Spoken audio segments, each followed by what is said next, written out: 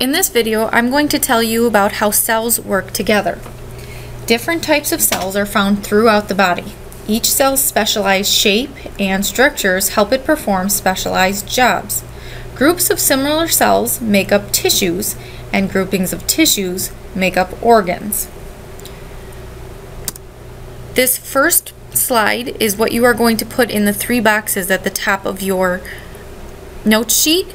Cells are shape specialized to fit its job. They're the building blocks of life. We've been talking about cells for a while now, and we know they're small structures with organelles inside.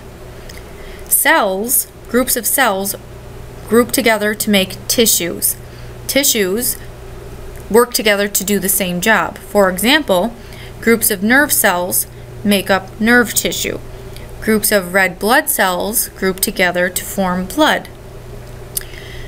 Tissues group together to make organs. Examples of organs are your heart, your eyes, your stomach, your lungs, your pancreas. There are many different types of organs, and we're going to get more talking about organs more later in the rest of this chapter. Here I'm going to give you the 3 examples of the different types or shapes of cells. The first type or shape of cell is called a branching cell. This example is a nerve cell. The shape of nerve cells makes them great for communicating signals between the brain and the body. Their length, they're very long in length, and it helps the signals reach the brain really quickly.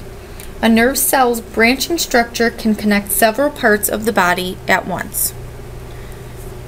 So here is branching cells. This part of the video is where it's the bottom half of your note sheet. The second type of cell is called a flat cell. When I see flat cells, I think of a roof and its shingles, how they are flat but they overlap. So flat cells, an example is skin cells, often join or overlap to cover a surface. They work something like the shingles on a building's roof. Your skin is built of many layers of flat cells, making it both strong and flexible. Flat cells are found lining many different parts of the body. For example, they line the surfaces of the mouth and the stomach. The last type of cell or shape of cell are round cells. Here you see a magnified picture of red blood cells, and the smooth shape of red blood cells help them move easily through the blood vessels to carry oxygen to the body. Red blood cells are rounded discs with 2 big dimples. Their job is to carry oxygen to all your cells. The smooth shape, like I said, helps the cells move through the blood vessels easily. The shape also gives extra surface area for picking up and carrying oxygen. Rewind here if you need to complete the notes sheet.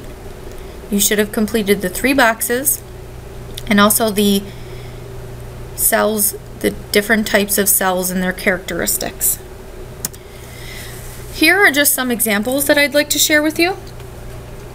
In the airways of the lungs, cells have waving hair-like structures called cilia. They sweep dirt and germs out of the airways and out of the lungs. These are different types of cells. Here you can see a magnified picture. When a friend whispers in your ear, sound waves cause many parts of your ear to vibrate. This causes these hair-like structures on cells in your inner ear to bend. The bending results in nerve signals being sent to the brain. So these are cells working together, and the whisper makes these structures vibrate, sending a signal to the nerve cells. The nerve cells send the signal to your brain. Here you can see a magnified picture of a muscle cell. Muscle cells have long fibers made of protein. The fibers are like threads that move to make the whole cell shorter. Each fiber is not very strong, but they work together in each cell. Many cells working together in bundles makes the muscles strong. So bundles makes muscle cells strong. Quick, does anybody know what the biggest organ in your body is? If you guessed skin, you're correct. Here is a cross section of a skin cell. As you can see, at the top is the skin surface and hairs and sweat glands.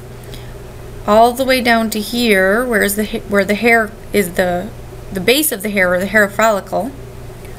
You don't have to know this, it's just something I wanted to expose you to. But the skin cells form in many layers. The top section alone has 25 layers of skin cells.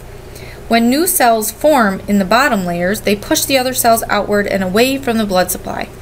By the time they are pushed to the outside surface, the cells are dead. It takes about 1 month for skin cells to get pushed to the surface. Dead cells at the outside surface simply fall off. Skin cells also regulate water. They work together to protect the inside of your body, keep germs out, prevents too much water from leaving.